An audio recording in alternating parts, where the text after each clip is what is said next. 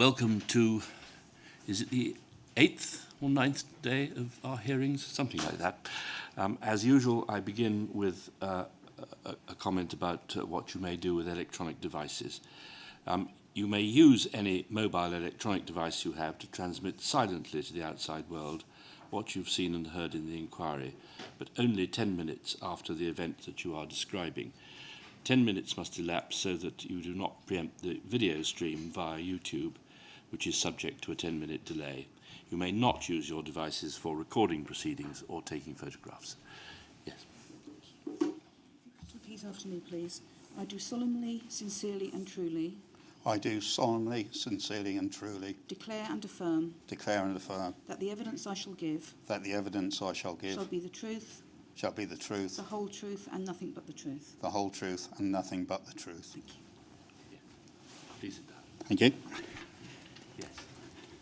I'm going to refer to you as HN25 throughout these questions because there's a restriction order over your real name. Do you recall providing two witness statements to the inquiry, one dated the 24th of February 2020 and the second statement dated the 21st of February 2022? Yes, I do. And are you familiar with the contents of those statements? Yes, I am. And can you confirm that the contents of both statements are true and correct to the best of your knowledge and belief? Yes. Thank you. We'll start with some brief background, just looking at your pre-SDS career. I understand from your witness statement you joined the MPS in the early 80s. That's correct. And you spent some time in uniform. Yes, that's correct. And after that, you joined Special Branch. Yes. And when you were in Special Branch, you spent a number of months on C Squad, where you conducted inquiries into the extreme right wing. Yes. And then you moved on to B Squad. Yes. And that focused on Irish terrorism. Absolutely. So we'll explore first when you first became aware of the SDS, HN25. You say in your witness statement that you first heard about it in your first 6 months in Special Branch, when one of the detective inspectors identified another officer as having potential for undercover work. Yeah, that's correct. Can you just explain the context in which that happened? Were you with a number of people? Was it in the office, in the canteen? I can't rightly remember, but I think it was probably in the office. And without naming names, just in case, the DI, was he an ex-SDS man? I don't believe so. Right. You say this was the first time you'd heard of the SDS, so does it follow that when this detective inspector identified or mentioned another officer's potential, that he specifically said he had potential for undercover work in the SDS, as opposed to criminal undercover work, for example? I took from it was an undercover job, yes. Within Special Branch? Yes. Can you recall, I mean, apart from identifying that this man had potential, what else was said about the SDS in this conversation? Was anything else said about it? Not that I recall. And you say in this conversation there may also have been a passing positive reference to your own potential. Again, I don't really recall that. Okay, but right, but you said in your witness statement they may have been. There may have been, yeah. Right, okay, It's so a you long time can't ago. assist us with what they said about your potential? Or... No. Okay. You say also that there was a limited amount of gossip about the SDS, but conversations were short and discreet because of the need-to-know principle. Can you just give us a flavour of that gossip, please? A lot of it was innuendo. A lot of it was what's happened to so-and-so, and there would be silences, and it was only as time went on that you would get to hear, right, someone is doing something else. You had no idea what groups they were in or anything like that. Right, but you knew that. Did you know that they were deployed into? It was to do with public order. Did you understand that? Yes, yeah, public order Right. was predominantly it, yeah. And you say that this gossip was lent weight because you would notice that individuals would disappear for a period and then come back again. So in a way that... Yeah, or they would appear, because bearing in mind that most people were deployed for quite some years, Yep. you'd see more people come back probably than disappear. Right. So it was the general melee of people coming and going, really. Right, okay. Can I just ask, while in this period of time, so before you've joined the SDS, but in Special Branch, did you ever hear any gossip about an SDS officer called Rick Clark, or Rick Gibson was his cover name? At that time, no. But did you know him, because he was working in Special Branch? I did know him, yes. Right. But you'd heard no gossip about what had happened to him when he was in the SDS? Not at all. Not at that stage, no. Right, you say that you, in essence, volunteered for the SDS because you say you were interested in politics and how society worked. Can I ask you, what had given you the impression that working in the SDS was going to cater to those interests? Because I had, I suppose, working on C Squad, you were aware of the type of target groups that Special Branch was interested in, was actually dedicated to dealing with. So that's the sort of group that I thought I'd be deployed against. Okay, and when you say you were interested in politics, what did you mean? That you just had a sort of academic interest in them? Yes, yeah, academic, and I think most people should have an interest in politics, bearing in mind it's so important. Yes, indeed.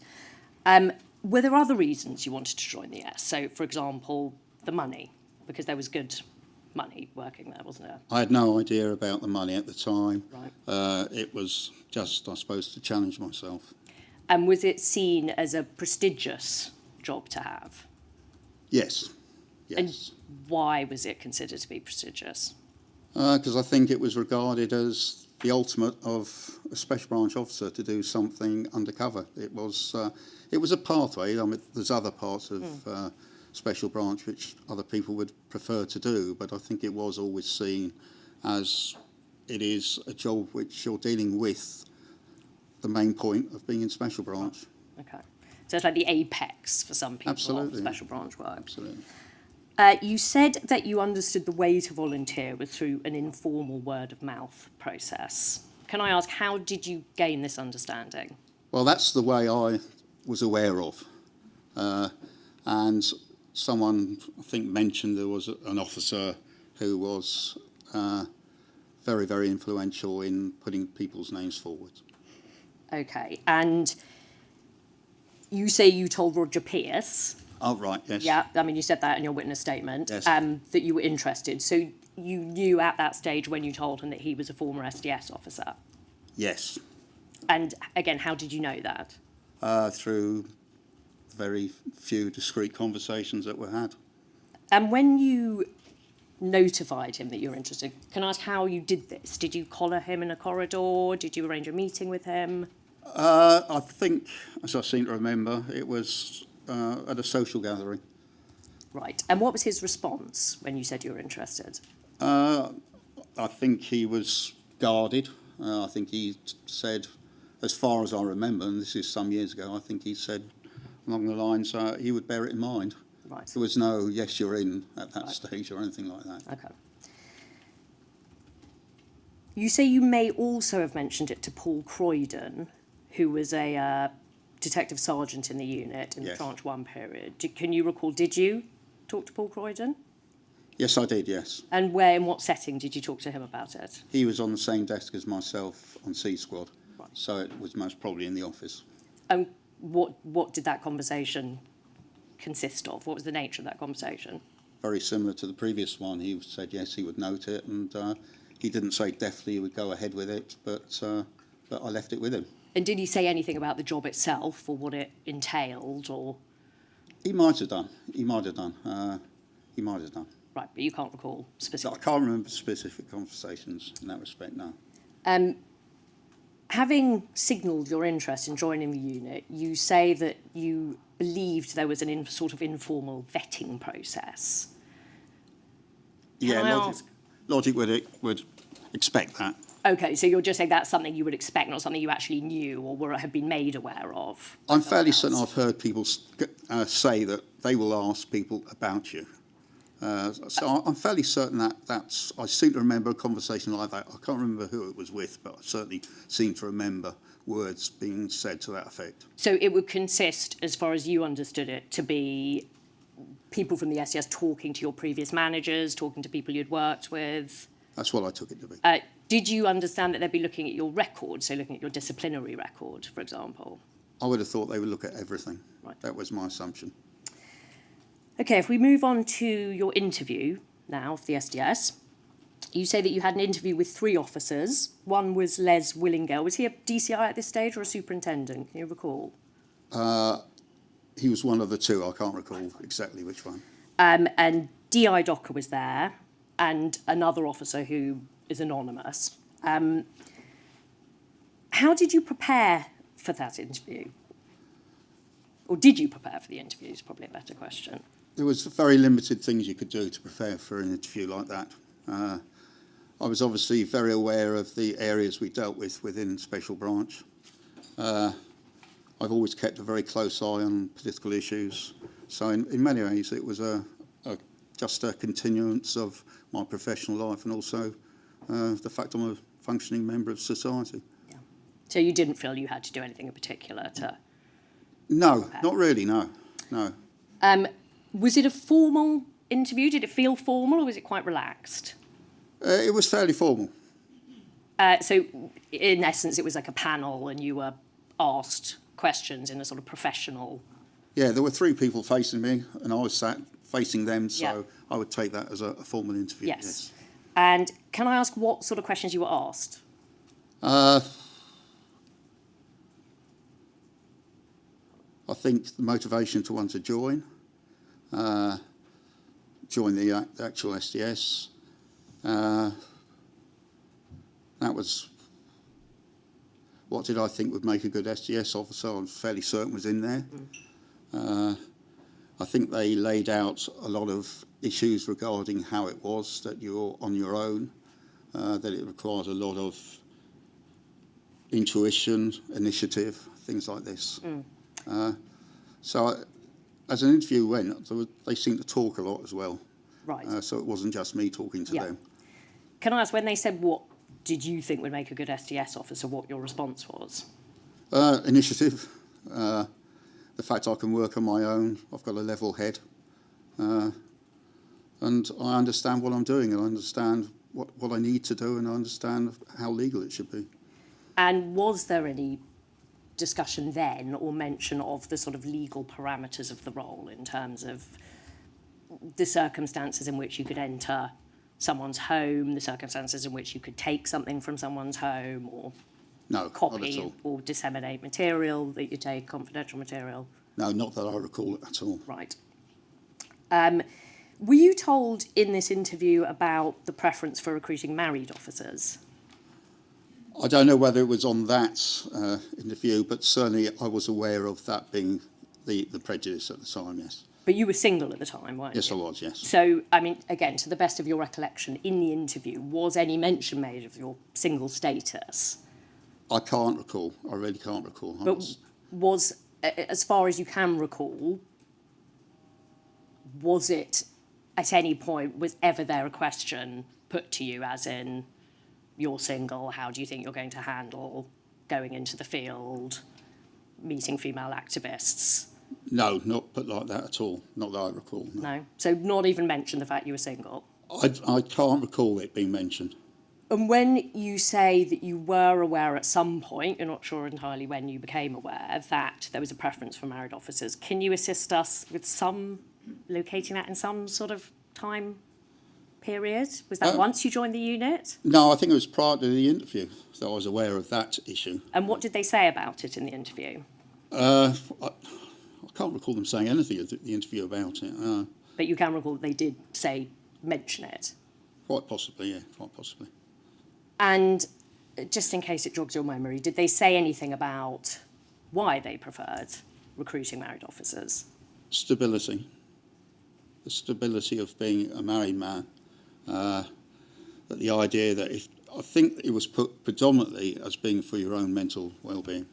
Right. The idea that you would have someone to go back and discuss things with within parameters, obviously, that you're feeling very, very down, or you're feeling as if things were coming on top, you had someone there to actually talk to, and obviously someone who can keep an eye on you as well, I would have thought.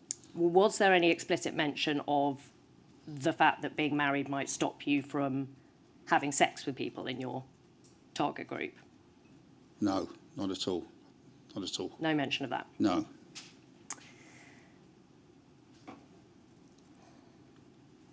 And was there any mention in this interview about Rick Clark, the former SDS officer, maybe as a cautionary tale?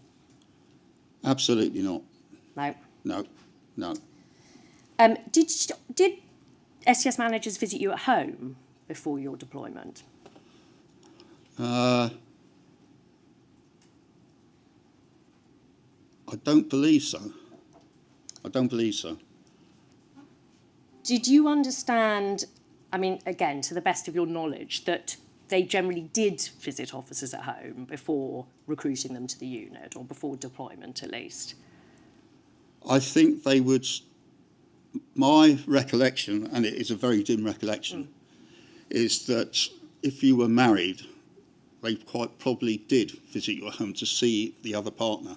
Well, you've anticipated my next question. Why? So did you get the impression that they only visited officers at home if they were married, but if they were single like you, then they wouldn't? Quite possibly, but I was probably one of the first ones that was single to be taken on, so I don't know that you can get system from it. Right. But you are aware that some of your married colleagues did receive? I'm fairly certain, yeah, I'm fairly certain.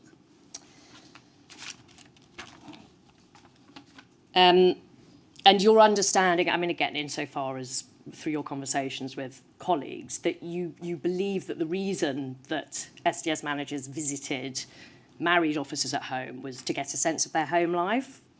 Certainly, yeah. And do you think it was to get a sense of the state of their relationship with their Quite partner? possibly, quite possibly.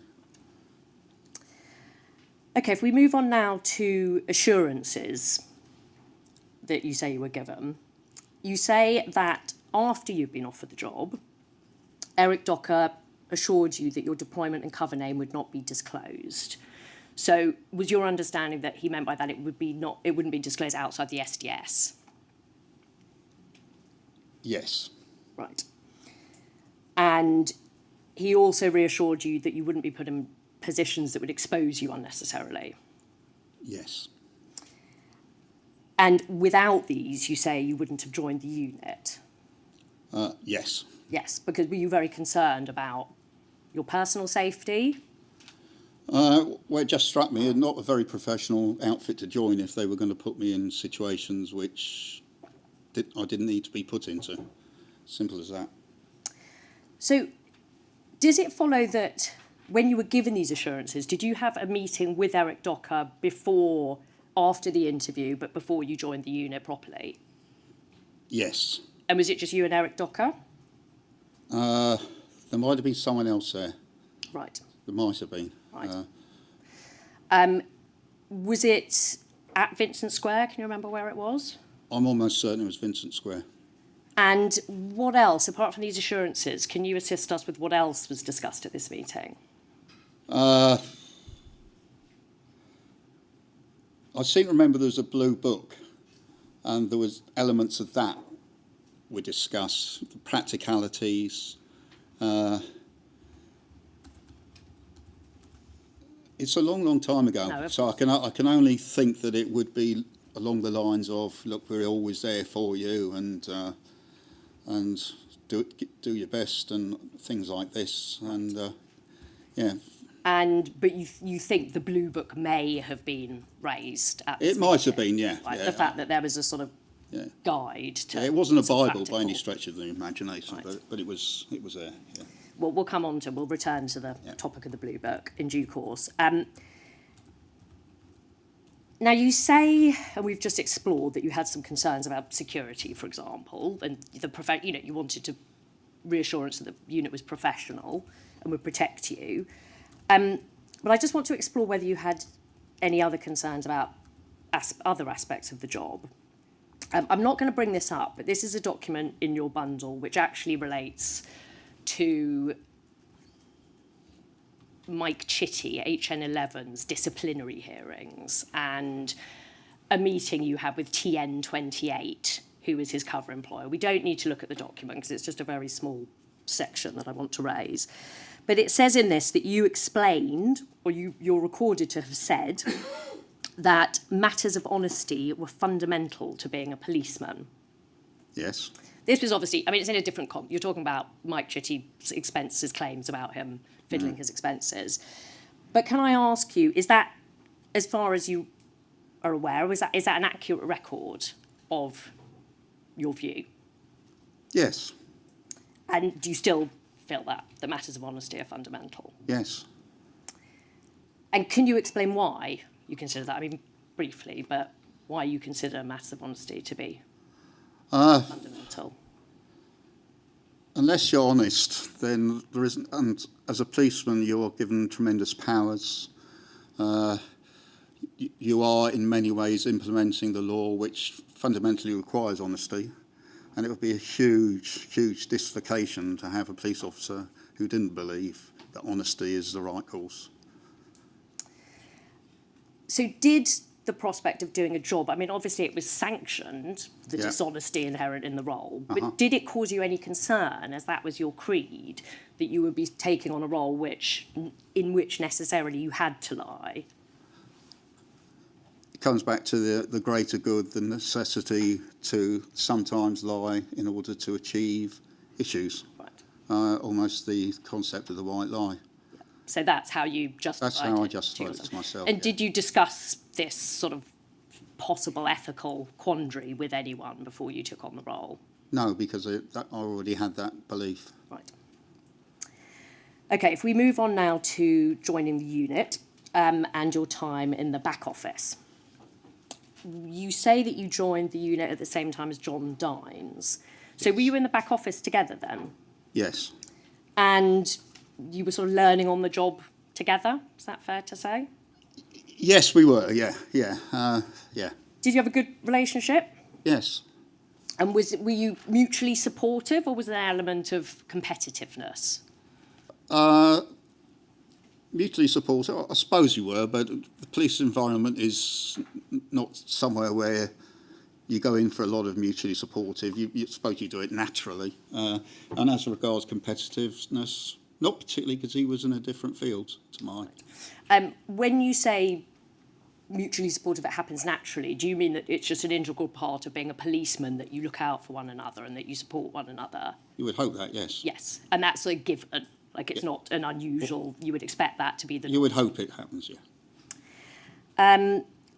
When you were in the back office, you were, is it correct to say you were dealing with reports? Yes. So topping and tailing, as we call it, putting the preamble... No, it's more the admin side of things, stamping them up, where they were going. Right. You didn't interfere with the reports. The reports were written. It's the word of the officer. So you didn't change anything other than you just sent them to where they were meant to go, and then you then presented them to the sergeants who put on the minute sheets and did things like this. Did you get any advice from management or any instruction from management when you were doing this to look at the contents of the reports, to give you an idea of the type of information you should be recording? No, but I think common sense said that's what you would do. So, yes. Yeah. And can I ask, were the reports that you saw in the SDS, were they markedly different in terms of the format and the content from reports that you'd seen or that you'd submitted yourself in Special Branch? Yes, obviously the start was from a secret reliable source, etc., etc. But in terms of the actual content, the type of information? Yes, it was obvious this was first-hand and it wasn't taken from any publication or from a third party. It was stuff which people had viewed and that themselves. There was more private information? Absolutely, yeah. So was it your understanding that in the SDS it was the norm, really, to report most things that you came across, even if there was no obvious policing or intelligence value? Yes and no on that. Obviously, if you felt it was of value, then, and most things, hopefully, that you reported would be of value, then you reported it. If they were superfluous things, ridiculous things, then no, you didn't. And what about if you were unsure whether it might have some value? Then I would err on the side of caution and report it. Just going to talk briefly about Operation Sparkler and the Debenhams incendiary campaigns, because these were taking place when you were in the back office, Yes. HN25. So you were in the back office around April to October 1987, is that correct? Yes. And were you aware at the time of this Debenhams incendiary device campaign and the arrest of Andrew Clark and Jeff Shepherd? Yes. And were you aware that Bob Lambert had infiltrated the ALF at that time? Yes. Now, you say that when you were in the back office, well, actually, sorry, can I just ask, how were you aware of that? Like, how did that come to your attention? Again, long time ago, and some of this will be supposition, but at the meetings, we would always say, what have you been up to? It would go around the room and ask what everyone had been up to.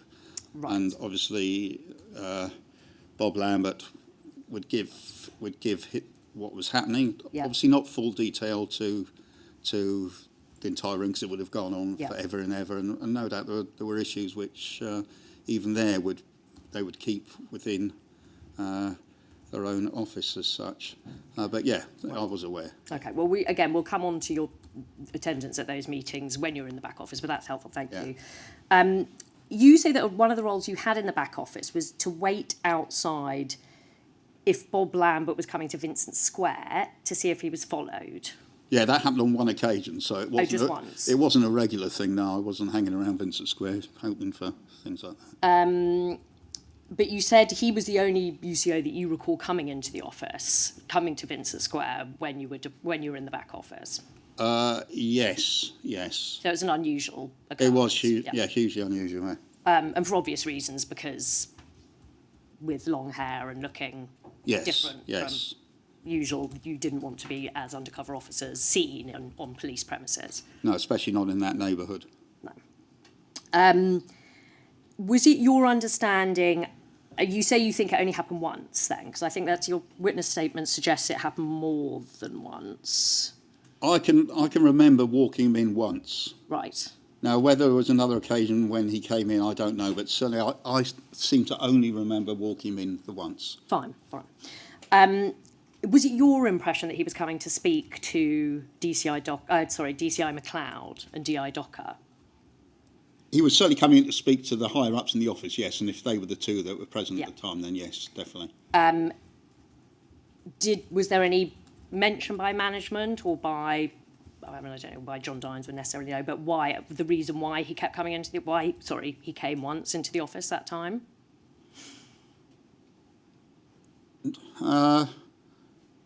I don't know. I mean, I assumed it was to do with what was ongoing. I don't think there was conversation much at all about why he was coming in. Were you privy in your time in the back office to any conversations with the managers about the Debenhams incidents? No. You say also that Bob Lambert had more frequent meetings with the managers at the safe house. Yeah, that was my recollection, yes. And is that throughout the period that you overlapped with him? I think there was a period of time when it happened more frequently. And was it this period of time? Yes. You say in your witness statement that given the frequency of Lambert's meetings with management, and this is a quote, it's paragraph, we don't need to go to, but it's paragraph 148 of your witness statement. You say, it seems likely that the managers were aware of at least some of the issues he was dealing with. Yes. So what did you mean by issues? I would have meant the fact he was under severe stress, that he's going in an operation where you are looking at court proceedings might well be coming, or certainly major major criminality could be proceeding from his direction. So you're saying the issues relating to Spark to the Debenhams incidents? And Yeah, or wherever else they were thinking of deploying. so it's not a reference to sexual relationships? No, not at all, not in the slightest. You say of the Debenhams campaign, this is in your signed Hearn statement, you say that the whole matter was extremely hush, meaning kept secret. Can you Yes. just explain what you mean by that? Kept secret from whom? Well, I think it was just kept quiet. The basic principle is the need to know. And I think it was an implementation of that process. I didn't need to know, and most other people didn't need to know. And it was obviously, that's what I mean, pure and simple. Moving on now to your training and the twice weekly meetings. So I understand that you attended the twice weekly meetings when you were in the back office. Yes. And did you go twice? Did you go to attend every meeting? If I missed very, very rarely. In the handwritten notes from your Hearn interview, it says, and I appreciate you didn't write these notes, this was the person conducting the interview, but it says, if new guy came in, had to be wary, had to be careful. Do you recognise that as something that you might have said to Hearn officers? Well, yeah, that I can understand what I'm trying to say there. I don't know if I would have used those precise words. Well, I think, I mean, I don't know, but I think weary might mean wary. Yes, absolutely. But I want to ask, were you making the point, or do you think you were making the point here, that newcomers to the SDS were treated with wariness? Yes, yeah, and that's not just the SDS. I mean, that's quite usual in police organisations. Why do you think that is? Just you're looking to see how the person is actually going to deal with things. Simple as that. So did that apply? Is that what you experienced when you and John Dines attended these meetings? Were you treated with wariness? Yeah, I think they look at you, and as you build up rapport with people, then people relax a lot more. Right. I found that true in so many places I've been to. That was going to be my question. How did the wariness manifest itself? Was it just purely unfriendliness? No, it was distance. Almost a formality. Right, so civil but distant. Yeah, Is that absolutely. fair to say? Did you feel, despite this, that you could talk to the UCOs at these meetings about the role? As you got to know them. Right, so can I ask, how long did it take before you, roughly, before you felt you could go to them and ask for advice and tips? Hard to say. I would have said matter of weeks. Right, and did you have to take the initiative, or would they offer it up? Depending on personalities, some would, Right. some wouldn't. And these types of conversations that you had, would it take place in the forum of a group discussion, or would you have one-on-ones, or a combination of the two? Combination. Right. Did any of the UCOs at this stage, or did anyone raise the issue of sexual relationships undercover? No. Nothing was said about No. that? No. No, not even a throwaway comment? No. And was anything said about the possibility of sexual advances when you were undercover? So not necessarily having relationships, but the fact that people might proposition you. No, it wasn't. I mean, it sounds strange, but no, we didn't. You say it sounds strange. I mean, in hindsight, given that we now know what we know, Yes. do you think it is, in fact, very strange that it wasn't mentioned, and why? Well, certainly, as is proven in so many cases, these things did happen, and logically, when you think of this number of supposed single men operating, then you would have to be absolutely naive to think that opportunities weren't there and may on occasion have been taken. But that's how you don't talk about these things. You really don't. And bearing in mind, as time goes on, you also get to know the officers individually, so you don't really talk about such matters. And you are in a very, very individual situation, because when you leave that room, whatever, you are purely and utterly out on your own. And so you don't observe anything, you don't see things to do with the other officers, so you are very... Well, other than when you see them Yeah, absolutely. at the meetings. Yeah. Or at social events. Yes, so but we'll come to that. Yeah. What sort of tips and guidance did they give you? Officially, none. Really? Yeah. Well, did they give you any guidance, for example, just in case it jogs your memory, about avoiding compromise, for example? If they did, I can't remember any of it. Tradecraft, any trade, don't go into detail, but any tips about good tradecraft? There were things in the Blue Book, but I don't remember anything in the Blue Book about sexual issues. But I'm talking now just about verbal conversations you had with officers in the safe house before you deployed. Did they give you any tips about tradecraft, about compromise? Was there any conversation about that? Not really, because going back to my earlier point about there is distance, you're in a very, very particular frame of mind, which is not to open yourself up Right. at any stage. And yeah, maybe it's that. But you said you did have conversations with them after a little while. So what Yeah, were but those not about that. conversations? What were they about? Appearance. Ideas about what you would do about your appearance, because obviously you've got to change your appearance from what you were.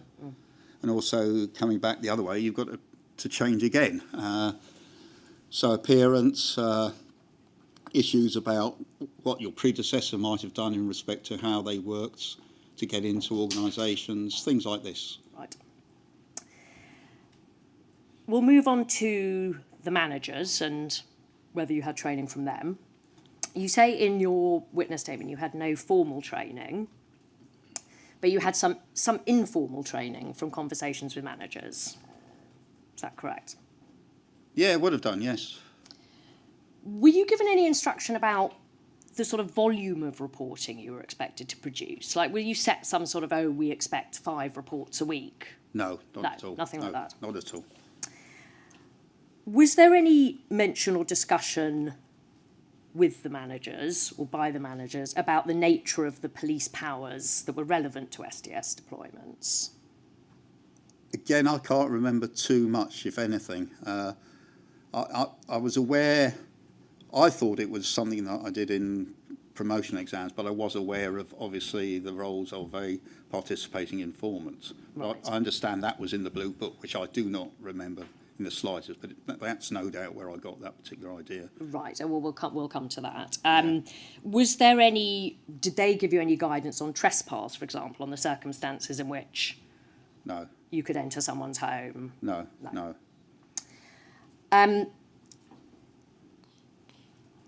Now, you say in your witness statement that you did visit some of your fellow Tom members' homes when you were Yes. deployed. Yes, Was that, in what context was that? Was that for meetings or for social reasons? both. And,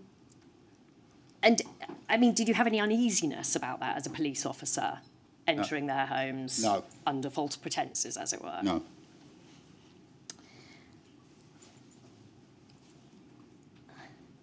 Now, please only answer yes and no to this, HN25, and do not go into any detail, but you refer to being tasked by HN58, but when he was not in the SDS, to take something from an individual. It's gisted. Okay. But you were tasked to take something from an individual's home. Just, again, do not go into any further detail, but were you given any guidance or was anything said about the legality of doing that? No.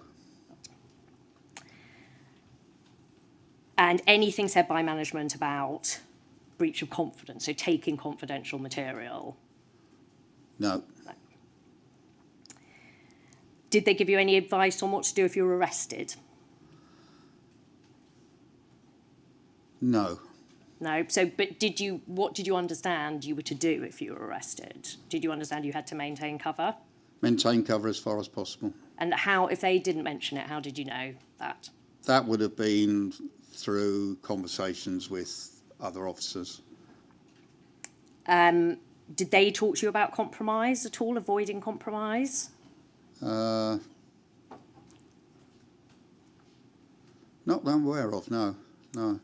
Well, so I imagine your answer to my next question will be no as well. But there was never any sense of how important it was not to get compromised, the possible ramifications of getting compromised. So, for example, a security risk, but that the unit might put the unit in jeopardy, it might embarrass the Are you Met. fully aware that anything you did that redounded to the detriment of the whole unit could potentially lead to its folding?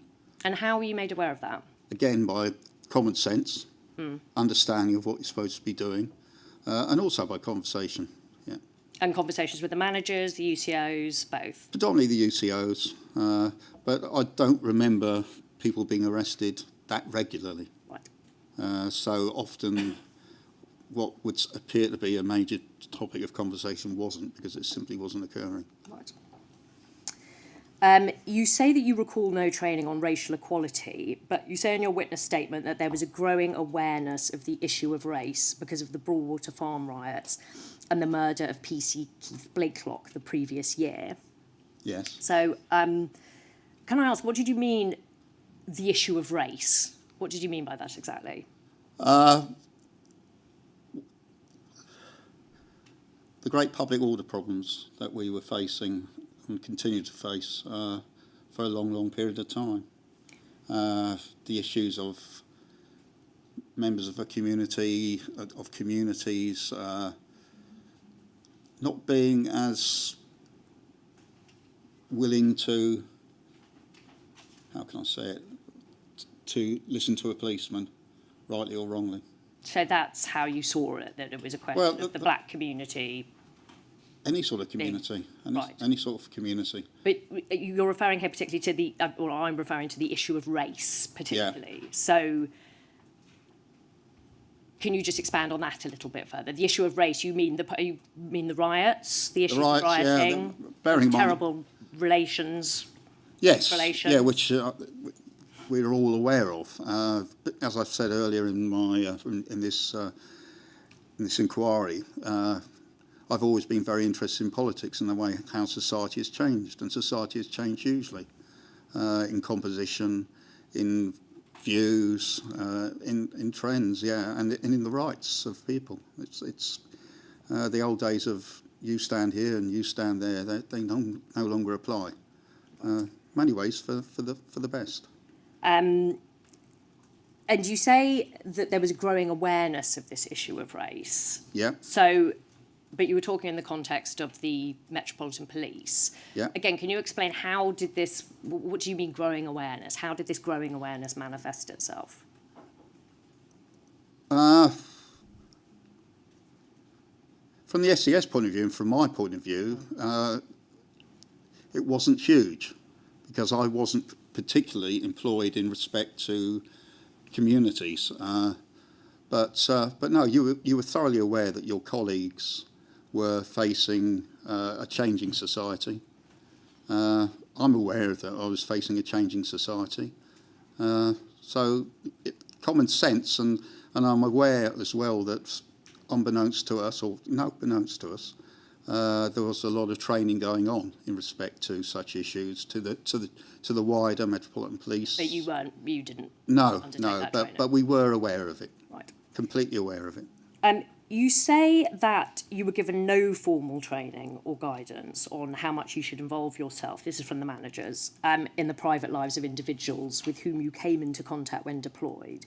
But does it follow from that you got some informal advice on the extent to which you should involve yourself in the private lives of people in your target group? Not a huge amount of stuff, no. A lot of it is common sense and your understanding of what a police officer does and what his powers are. But was anything, you say not a huge amount, but so was something said by the managers about it? And it would have if been so, very what was it? basic. What, can you remember what it was? No, not really. No, it was. The flavour of it?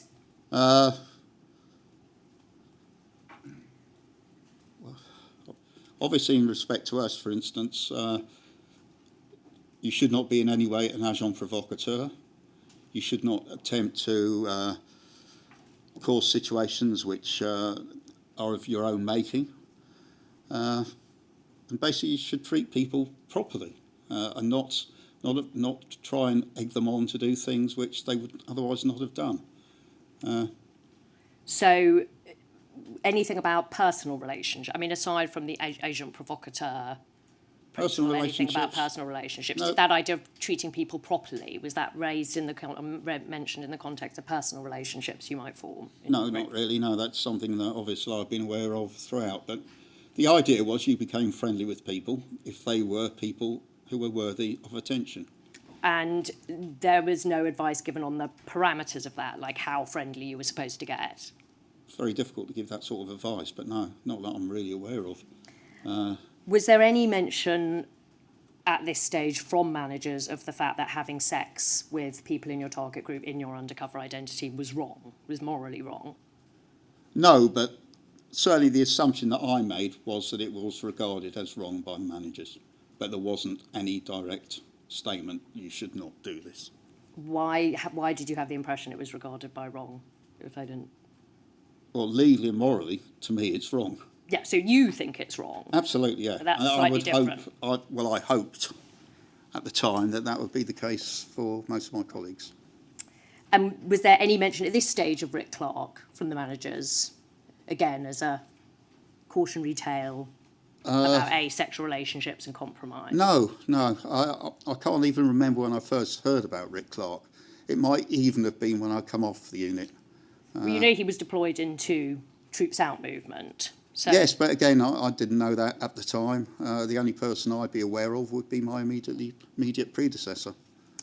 Right, we're going to talk now about the Blue Book. You say that you recall the existence of a ring binder. And you say it was, in your Hearn statement, you say you think, it says tradecraft in inverted commas, but in your witness statement, you say you think it was called the Blue Book. And you accept that it might be the same thing as tradecraft. It might be like an early iteration of tradecraft. I think it's almost certainly the same Right. thing. How did you become aware of its existence? You mentioned that meeting with Docker at the beginning. It was in a that when- bookshelf in the general office And when was your attention first drawn to it? when I was in the back office. And how was your attention? Were you told this is an authoritative? Yes, yeah. I can't remember who told me, but certainly that's how the conversation would have gone.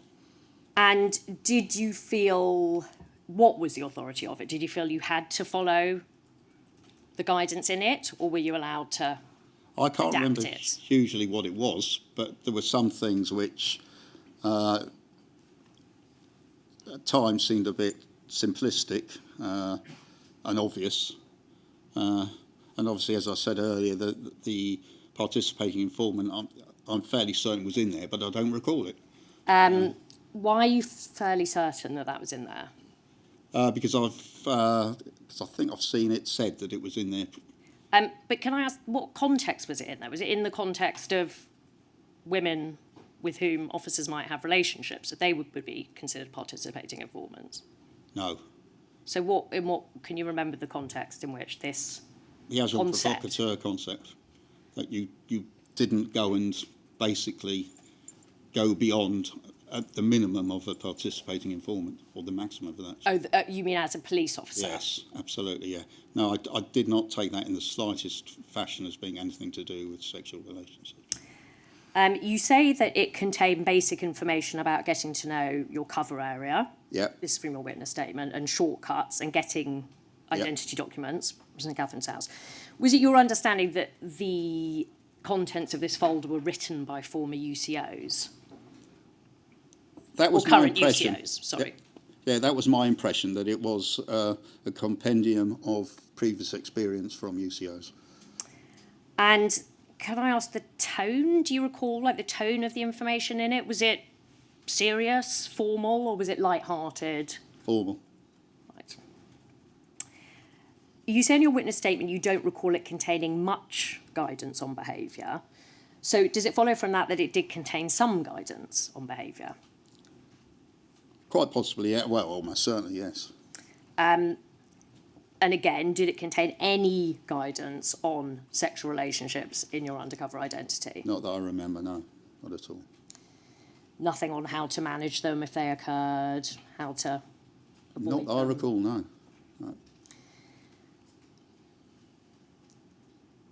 You say in your witness statement that you quickly concluded that the Blue Book was not helpful. Why? What do you mean? I suppose when you're new in and it's a totally new situation, you hope for that breaking of the dawn where everything's going to be explained, but obviously it doesn't. It's something that you acquire over experience and over a period of time. So it didn't hold any shattering news to me. Right, so because it was bad advice, or just because it was something that really you had to just work out for yourself? There was only so much advice that could be imparted. It struck me as very safe advice. Very safe. Sorry. Very safe advice to do with the practicalities. Right, safe. What which- do you mean safe exactly? Well, things which can't be argued about, the fact that you should know the area you live in. Right, and okay, things fine. like well, we this. don't need to go into it. Yeah, we Yeah. don't need to go into the Yeah, details. I didn't. But yeah, There wasn't anything there that I regarded as earth-shattering. as revelatory. No, not So it wasn't common sense. Is that what you're saying? yeah. Just going back to this lack of guidance about sexual relationships from management, did that strike you as odd at the time that it wasn't even mentioned? Didn't strike me as anything because I didn't even think about it. But, you know, you're detectives, so Yeah. you're people who are, you know, you're meant to be sort of well-versed in human behaviour and the things that people get up to and the way they transgress. Did it not cross your mind that there were obvious risks involved in asking young men to go into groups and pretend to be single, where they'd be mixing with single young women? It didn't. It really didn't occur to me. That makes me sound not quite fully aware, but no, it just wasn't something that was to the front of my mind. But if and it even- wasn't something I was remotely interested in Well, doing. again, we'll come to that, Agent 25, but even if it wasn't at the front of your mind, do you not think it's odd that the managers didn't even mention it? I didn't even think about it from the manager's perspective. It just wasn't something which occurred to my little part of the world at that But time. now, does it strike you as odd that they didn't mention it? Yes, but 30, 40 years later, yes, it does.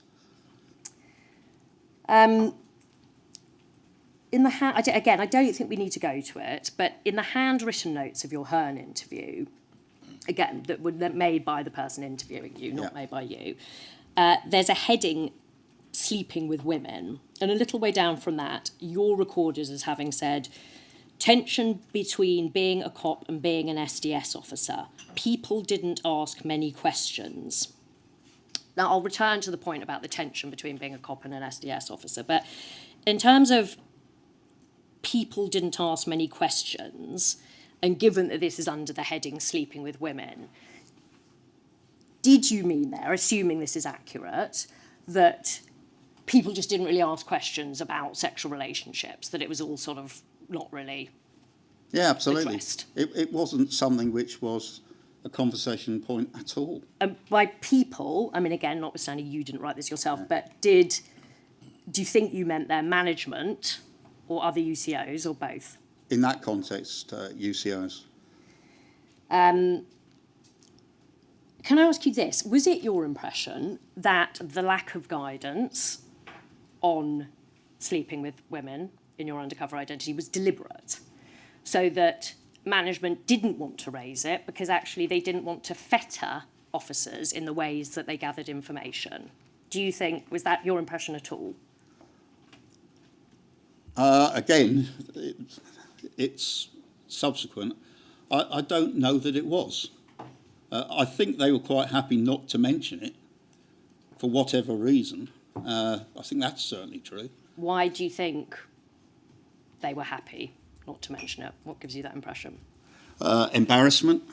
The fact that, I don't know, maybe they thought it's going back to what we've just said about how when you've got men and women together these things happen, that maybe they're aware things have happened in the past, I don't know. But certainly it wasn't a conversation that they would have been easy with, and I certainly don't remember them having that conversation. If we'll go to this question of steps you took to deter a relationship. So I think we probably do need to bring this up. It's paragraph 36 of your witness statement. That's MPS 07463-375. We could bring it up, please. It's tab A3, sir, of your bundle, and page 11. But yes, paragraph 36.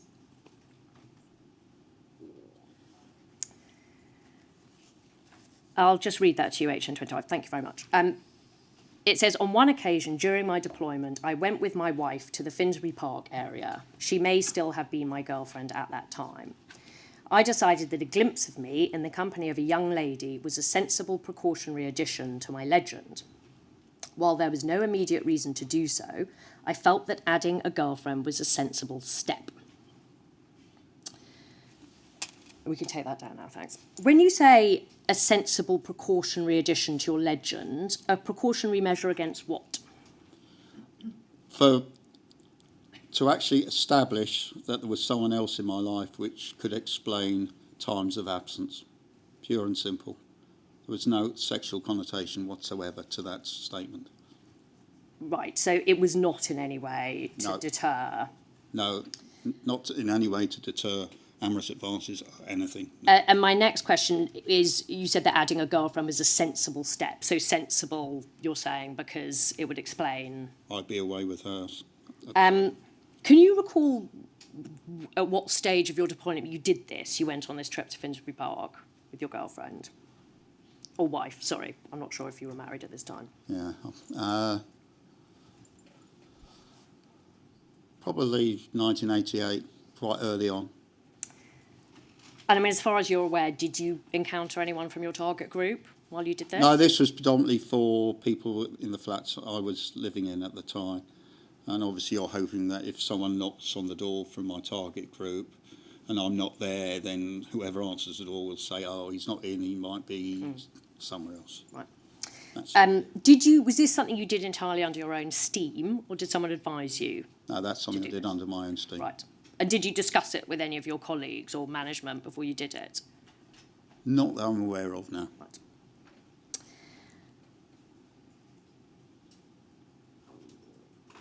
Sorry, so did you discuss? Did you mention it to your fellow UCOs? No, I don't think so. No, right. Not that I recall.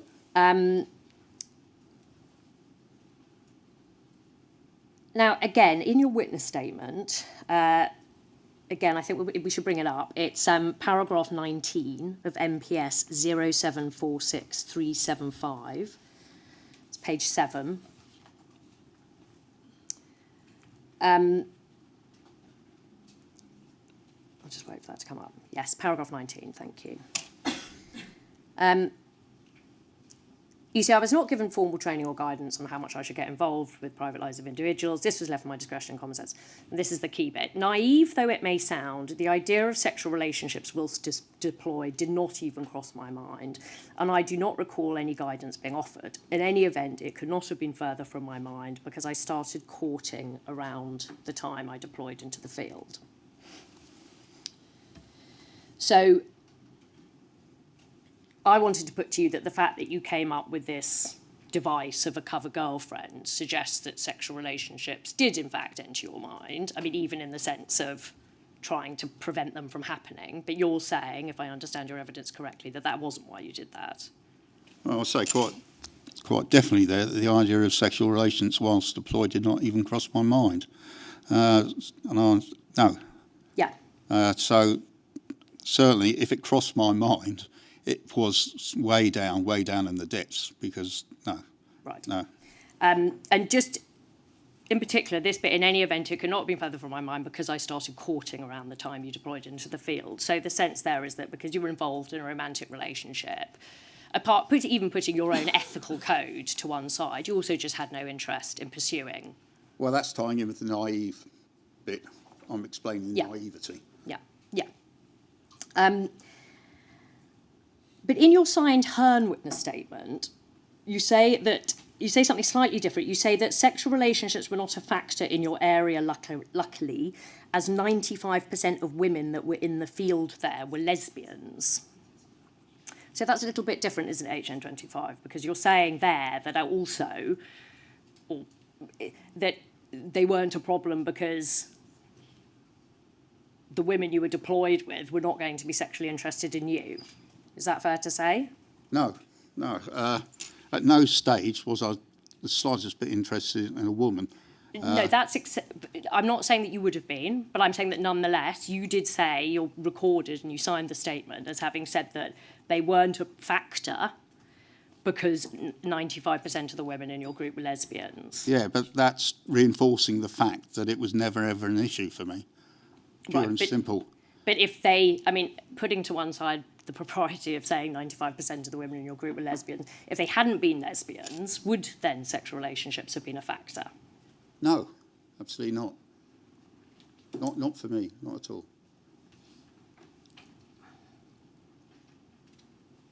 I accept there's certain areas where there would be more, what can I say, temptation, but to me it wouldn't have made no difference. What areas do you conceive that there might have been more temptation? Anywhere where people, anarchist types, stroke, things like that. And why do you think there would have been more temptation in those types of groups? Because their living arrangements are different. They tend to live in squats. They tend to do things like that. Can I ask just quickly, this comment that 95% of the women that were there in the field were lesbians, what's the basis for that comment? Well, for a start, the percentages are very open to argument. It was an area where there were a lot of people that were lesbian. But how Now, I can't say what percentage they are. 95% is a huge percentage and probably way off mark. But yeah, it's just a statement of fact. And how would you form the impression that a large number of women in your group were lesbians? Because they had relationships with other women. And you were aware of that through Yes. just gossip in the group? Well, basically through observation, through being there. We'll talk now just briefly about your appearance and changing your appearance. So you said that in the weekly meetings, one of the things you discussed with UCOs was changing your appearance. Yes. And you were advised to change it, you just took it as a given that you had to change it? You accepted you had to change it. Right. Yeah. Yeah. And you started this process of changing your appearance when you were in the back office. Is that right? Yes. You say in your witness statement that the SDS paid for you to get your hair permed. Yes. Why? Well, because it's part of the cover. Why permed? I mean, in the sense that could you not just grow your hair? My hair, as you see, is very straight. Yeah. So the idea is to change it as much as possible. Right. And it wasn't only permed, it was dyed. Right. And you say you also got a clothing allowance. So in this respect, did you have to buy a sort of whole new undercover wardrobe? Was it the expectation that you would wear nothing from your own wardrobe when you were deployed? Common sense said you wouldn't. Yeah, right. So yes, the wardrobe would, well, it's a very grand sounding title, but bearing in mind what we used to wear, but it wasn't hugely expensive. Right. And how did you explain your changed appearance to your family and friends? A lot of friends I no longer contacted.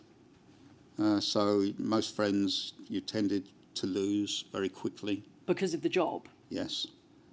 Family, obviously, that's different. They were aware I was a police officer.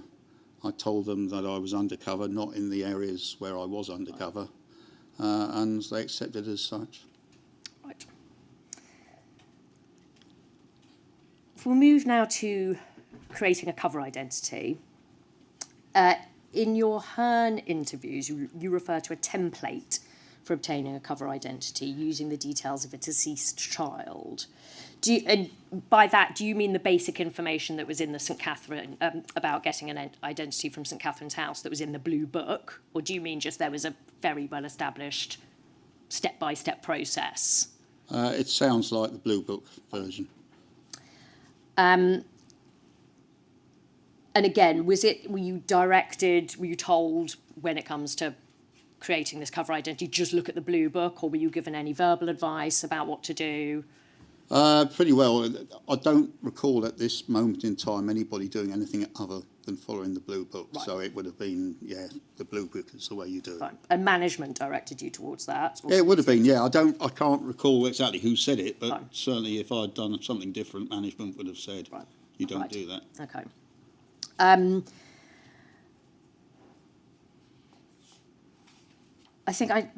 need to bring this up. So if it's document MPS 0738048, these are the Hearn notes of your interview, and it's page 4, so it's at tab B39.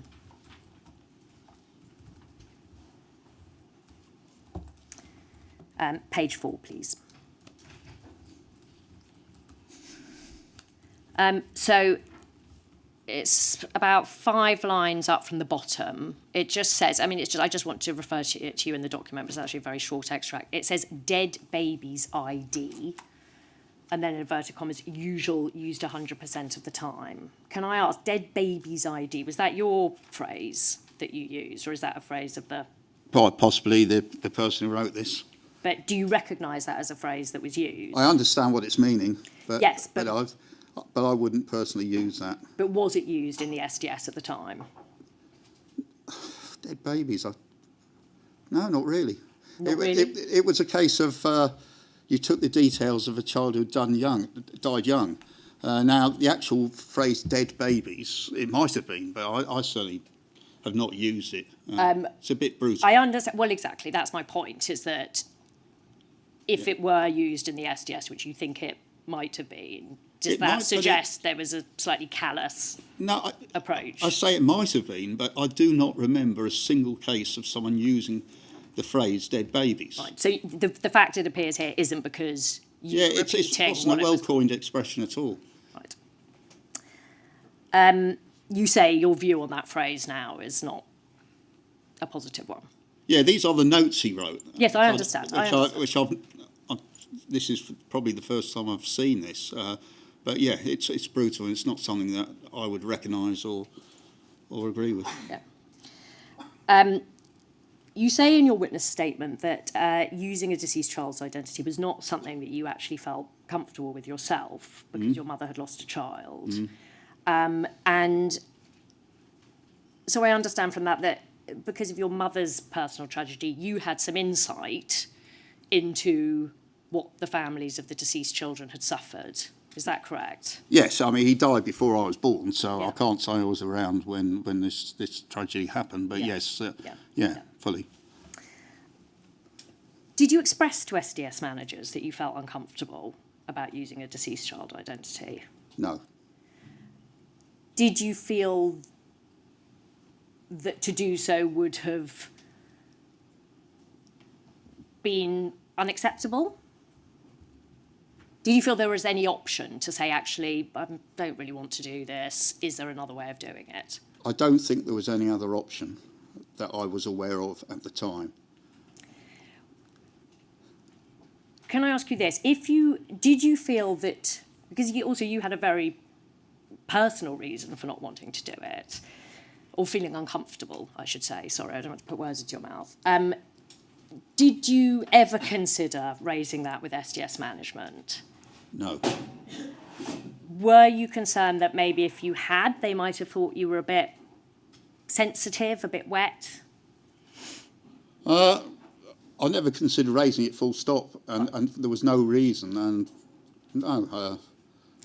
Is it just because this was the way it was done, and you were just following the... This was the way it's done, and also, going back to what I said about white lies, you would hope you would do justice to the youngster involved. In terms of your...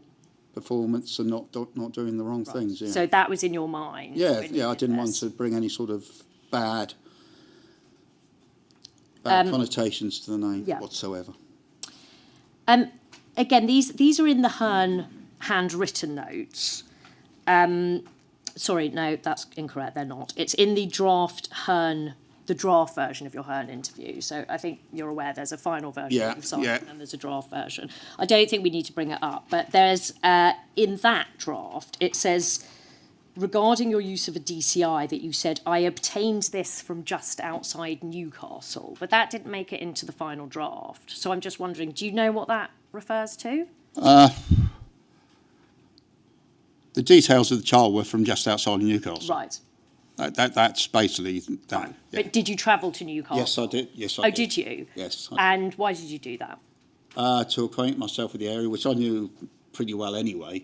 Right. But to further acquaint myself with, it wasn't, the areas in Newcastle I knew were west Newcastle, and this was further along the coast. Right. So you researched where the child Yeah. had grown up. Did you visit the place they were born? I mean, the area they were born in.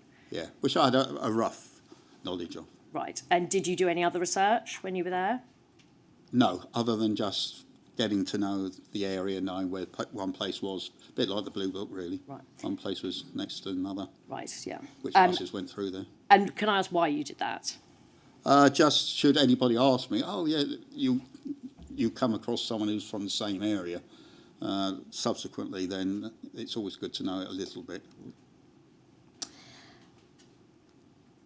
Also, in this same document, so this draft version of your Hearn witness statement, there's a bit where you say, well, you're recorded to have said, I never obtained permission as such from any next of kin, as this was simply not done.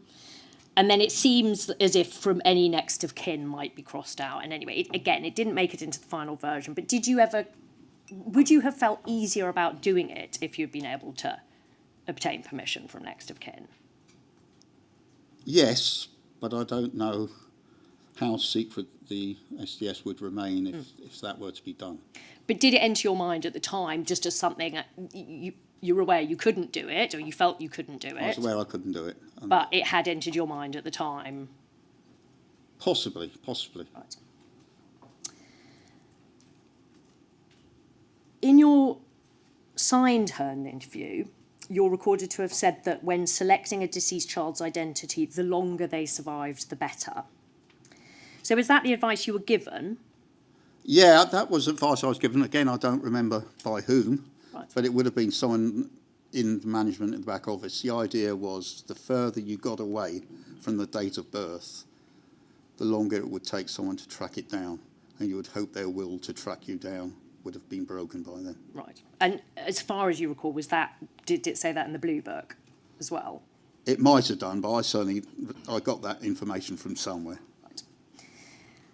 Did your managers or colleagues ever mention or raise or discuss what the families of the deceased children might feel if the practice ever came to light? I can't specifically remember anything, but again, I suppose I've been more aware of that since what's been going on in the recent past, and I feel terribly sad. But at the time? At the time, no. Not that I can remember. Did it, just in case it jogs your memory, did it ever inform any conversation, about compromise, for example? That one of the reasons a compromise was undesirable was that it might come to light, the family might discover the use of the name? I can't remember a conversation like that, but I understand the logic to that. Once you'd gone to St Catherine's House and you'd obtained this identity, did you run it past management? Did they have to sign it off? Almost certainly, yeah. And again, was that a perfunctory process? Did they test it in any way? Were there any considerations about its suitability or not? I seem to remember one or two questions, but I think the attitude was it's been done so often that really it was almost a rubber stamp, because you would be getting some form of advice Yeah. as it went along. I don't remember who from, but yeah. I'd set in my own mind how I was going to play it, and that was. You know, I probably said it to the management. This is who it's going to be, and that's how I'm going to do it. Just briefly, I just want to bring up, this is the document that you received this morning, HN25. It's a minute from an SDS policy file on compromises, which actually I don't think is in your bundle. If you could bring up, please, MPS 0731061, and it's page 14.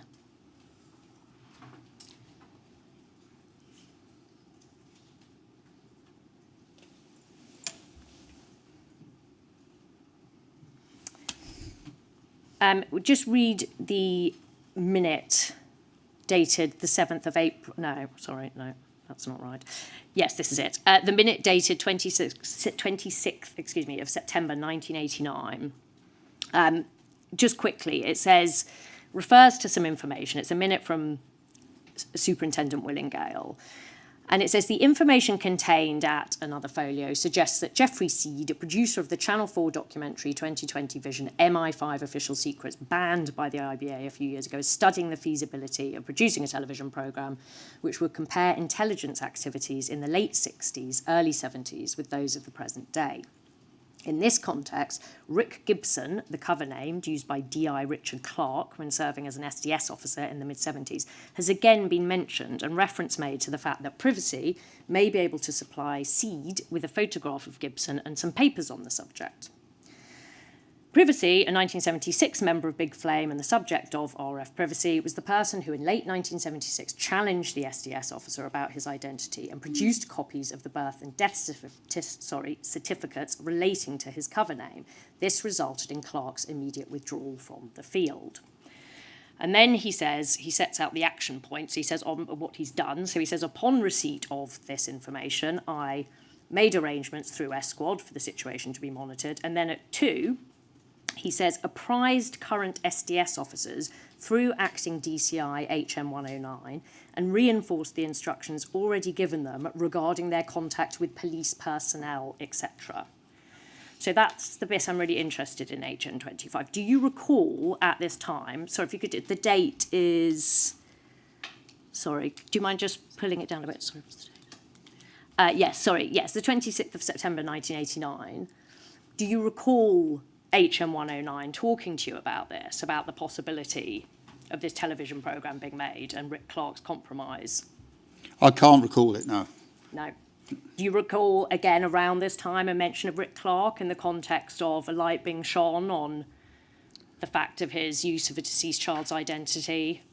I can't recall it at all, Being but uncovered. at some stage I was aware of Rick Clarke in this incident. Now, if it came then, it's quite possible, Right. but I cannot say to you, I definitely remember that being brought up Right, at this stage. right. You say in your witness statement that you still have the certified birth certificate and you provided it to us. Were you not told to hand that back in at the end of your deployment? No, not that I'm aware, no. No instructions about that? No. Right, if we move on now to cover accommodation. You describe that you initially found accommodation as a lodger in a house in Ponders End with Yes. the family. And you say, I think in another account, that you spent a lot of time at your cover address when you were deployed. Yes.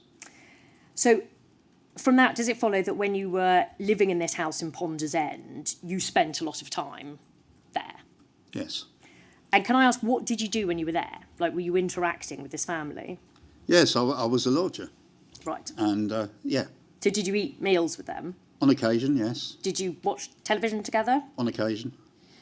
And did you have sort of meaningful conversation? I mean, conversations that went beyond just superficial chat? Yes, yeah. And so when you had these conversations, when you interacted with them, were you entirely in your role?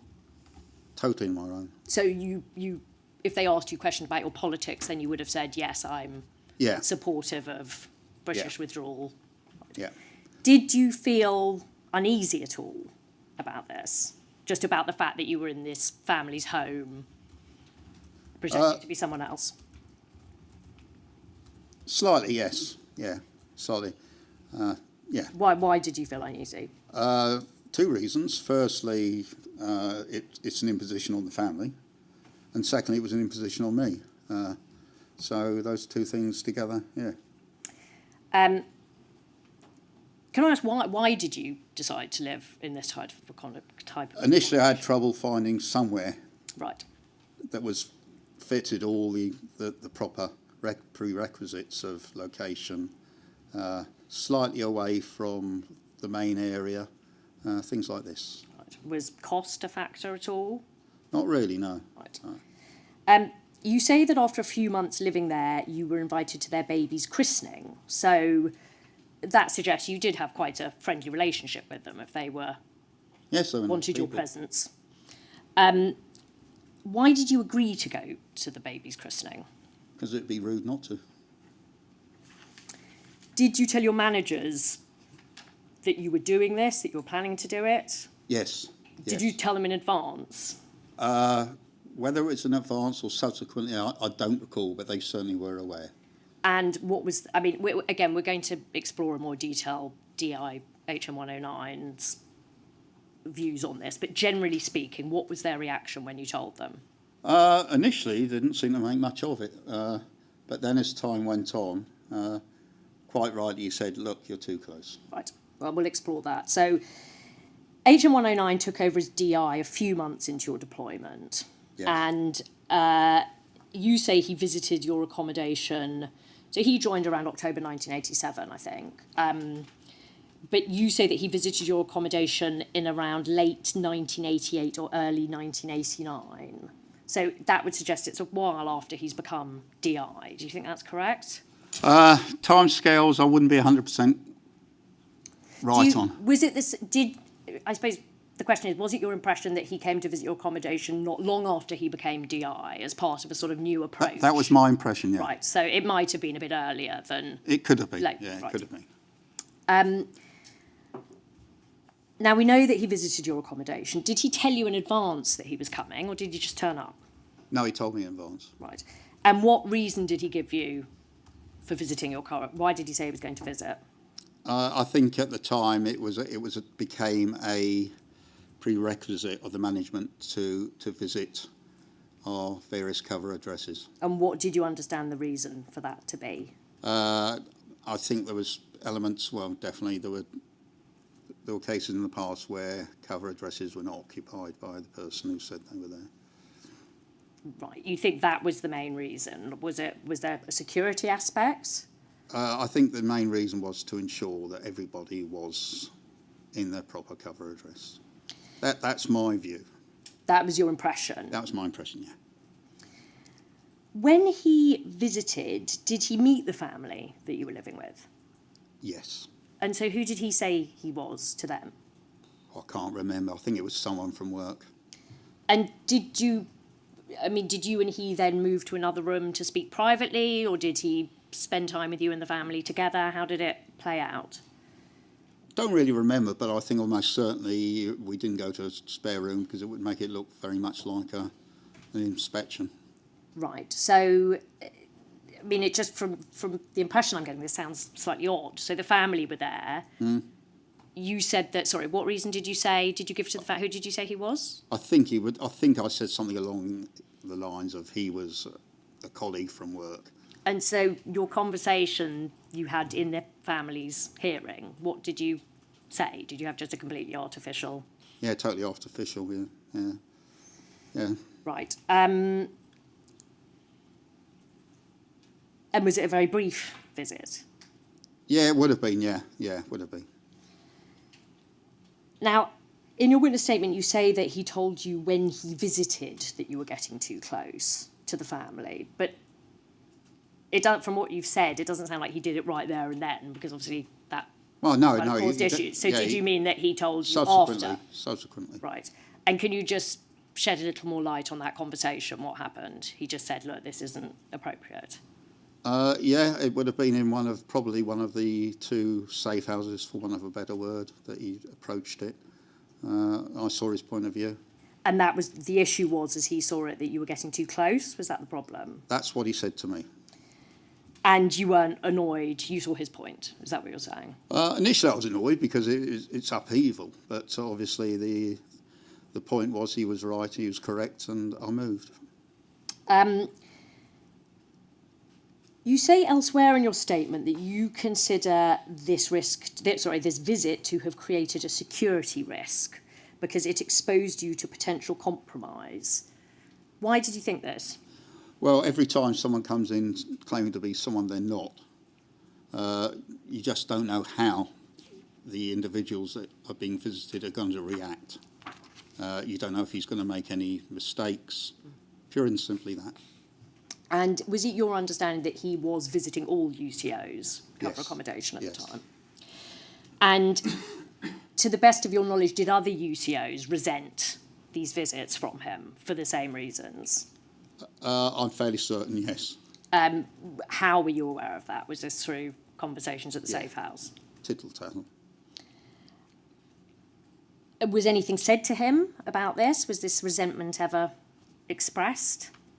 Not about that, no.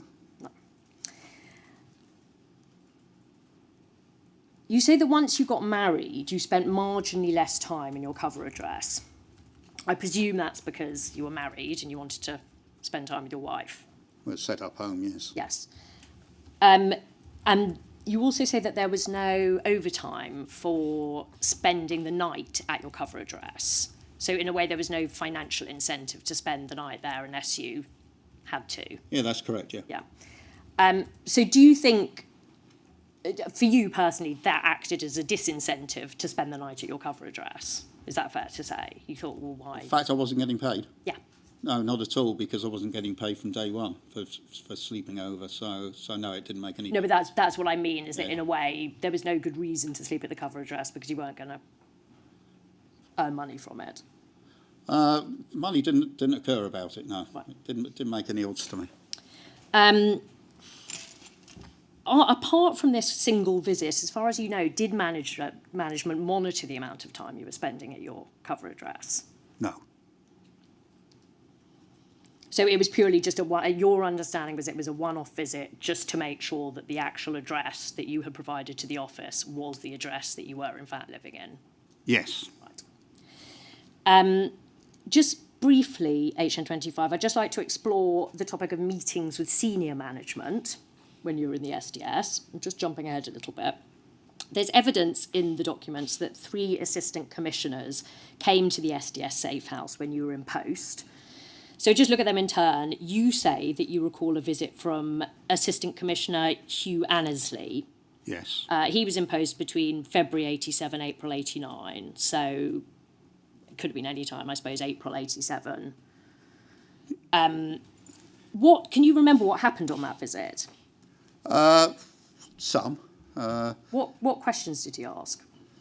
He asked each and every one of us, as I recall, a question about our particular field. Right. He showed some interest. He asked me, because he himself was a Southern Irishman, he asked me about the issues that I was coming across. Right.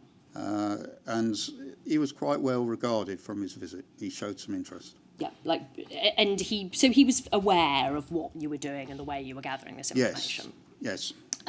It's the same question about a visit from the new special branch DAC Ops, John Smith, that must have happened sometime around July 1989. This is recorded in a security service document, but DCI Gray reported this. Do you remember a visit from DAC Ops, John Smith, when he became head? No, I don't. No. You also say that you recall a visit from DAC William Taylor, and he took over from John Smith. Yes, I do remember that. Yes, yeah. do you remember that? And again, was that similar to the visit from Hugh Annesley? Did he ask you questions about your deployments? What? Yes, he had a different personality to Hugh Annesley. He was a lot more jovial, Right, a lot more, I suppose, laddish would be an expression. right. He wasn't quite as in-depth as Hugh Annesley. So he seemed less well informed, would you say? I wouldn't have drawn that conclusion necessarily. He just had a different way about him. He had more, I suppose, what you see actually portrayed in so many police dramas of when a senior officer comes to a place where there's a load of DCs and that sort of thing. Right. Just looking at the time, yes, I think now, sir, might be a good time for a break. Then we'll have our usual quarter of an hour break for the benefit of the transcribers.